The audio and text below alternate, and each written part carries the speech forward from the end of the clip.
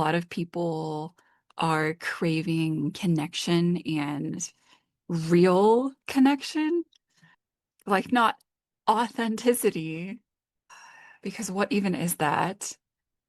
If the authenticity doesn't look a certain way, a lot of times people will be like, "You're doing the most." Uh, and it's relentless.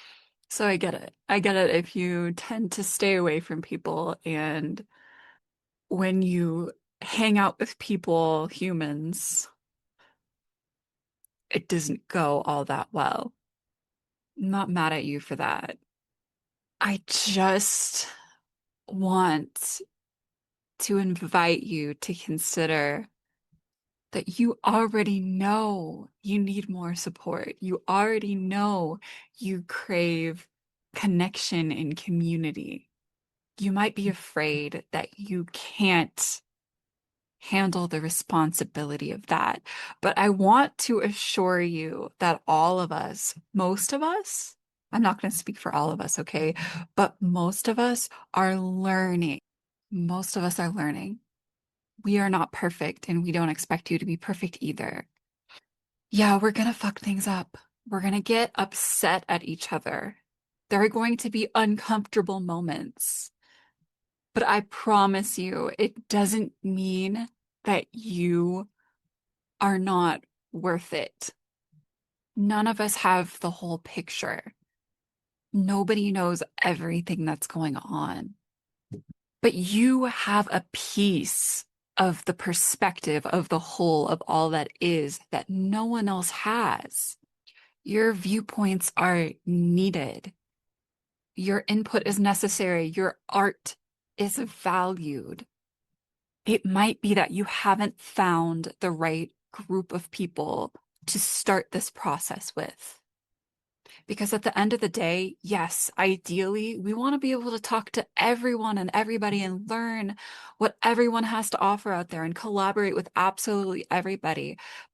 But that's usually not how this thing starts. It's true that we can't expect safety everywhere we go. We can't expect every group of people to work within our comfort zone. If we expected that, what what is actually going on there? Where did we get that expectation from? But if you need the comfort zone to be able to stretch yourself, to be more social, to meet new people, to do the vulnerable thing of opening up to connection, to give and receive and everything that goes with that. You're already expanding your comfort zone. You're already putting yourself out there. So do yourself the favor of finding the right group of people, the group of people who feel safe to test those waters of vulnerability and opening yourself up to connection, probably reopening yourself up to another layer of who you are. You're not just meeting those people out there, you're meeting yourself again. So recognize that. Recognize that it took so much for you to get here, and recognize that everything you're looking for is on the other side of that reconnection to self and others. You can't make the wrong choice here, but you can avoid making a choice and extend this teeter-tottering, like, I'm on the fence and I don't know what I should do. I'm not good enough for these people. I feel uncomfortable thinking about those people. I know I want to go there eventually, and I feel like I should be able to handle that now, but I really can't. You are the only one who can determine what the next step is. No one can tell you what that is for you. It can only be you. You have to feel with your body, with your heart, who feels safe to practice being in connection with, being interconnected with, being interwoven with in some way, relying on other people, trusting people, giving, receiving, asking for what you need, opening yourself up to friendship, opening yourself up to not having to be friends with everybody that you work with in some capacity. opening yourself up to not having to be a martyr or a savior or not having to be saved. All of these things that you've been working on this whole time. This is your opportunity to take it to the next level, and you have everything you need. None of this is to pretend like the difficult situations and maybe even the traumatic scenarios that you were a part of in some way didn't happen. They absolutely did. We're not pretending that they didn't here. What I want you to do is recognize that you are not the same person as you were before. And I want you to receive the gifts of all of the work that you've been doing on yourself over the last year, years, decades, months, however long it's been. Receive the benefits of that. All right, we're going to see what the Woodland Wardens have to say. Okay, you guys, you're so funny. The bear and the cedar, leadership. This came out upside down. I've got two storylines that came up for this. One of the storylines is that Loki, you know that you are supposed to be developing your leadership abilities right now, or that you are a leader. You just have yet to step into that role. So this is your confirmation. The other storyline is that you are going to connect with a mentor soon, and that that's something coming in for you. The quail and the gooseberry, it says anticipation. You guys, so make a decision. Like I said, you can't make the wrong decision. Can you get trial and error that comes up while you're in this process of learning and becoming? Abso-fucking-lutely. Don't expect it to just go perfectly because you've done the hard thing.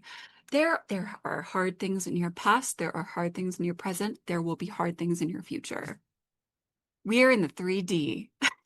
So hopefully that's not news to any of y'all, but I think a few of y'all needed to hear that. I'm not saying we're going to be here forever. What do I know? I know nothing about that. All right, one more card. This is the Essential Oil Oracle deck. It's really funny. I have had such mixed feelings on essential oils, but I do love a good plant spirit moment because they always come through. Okay. This blend is detoxification, cleansing. Trigger statement is I will never change.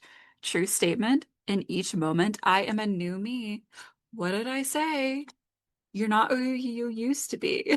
I don't know why I had such a hard time saying that. You are supported as you release habits and limiting patterns that are not serving your highest good.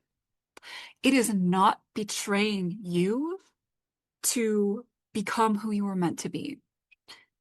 You are not betraying your family by changing. You are not betraying your friends by changing. You are not betraying yourself by changing into who you're supposed to be.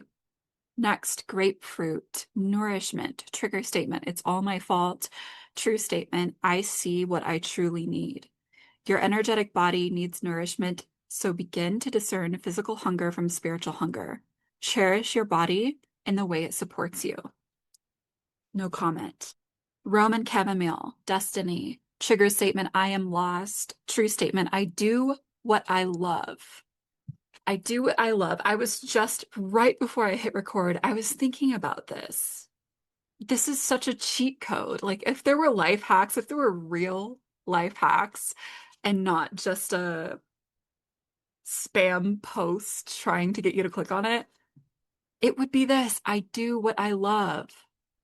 Because it's not that you won't ever work a day in your life, but it's much better to be doing something you love as part of your life than doing something you don't love. There is a path waiting just for you. Open your heart and mind so you can use it on your journey of self-fulfillment. Do what you love. You don't have to, it doesn't have to be the thing that you make money from. It can be a hobby. It can be a side project. It might be the thing that you make money with. I'm not here to boss you around. I'm just saying it might not show up in the way you expect.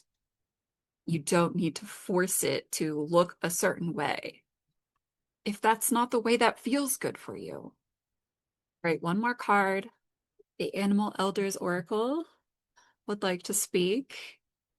Spirit, please send me a confirmation for somebody who doesn't already know somehow that this is their message, even though they know we already know. All right, two popped out. We have the Elder Links, Seek the Unseen. You also have the Elder Hair, Seek Perspective. So I'm going to hold up these cards again in case any of the symbolism is speaking to you. And that was the reading. Thank you for visiting and hanging out with me. I really enjoyed this one. I'll see you again soon.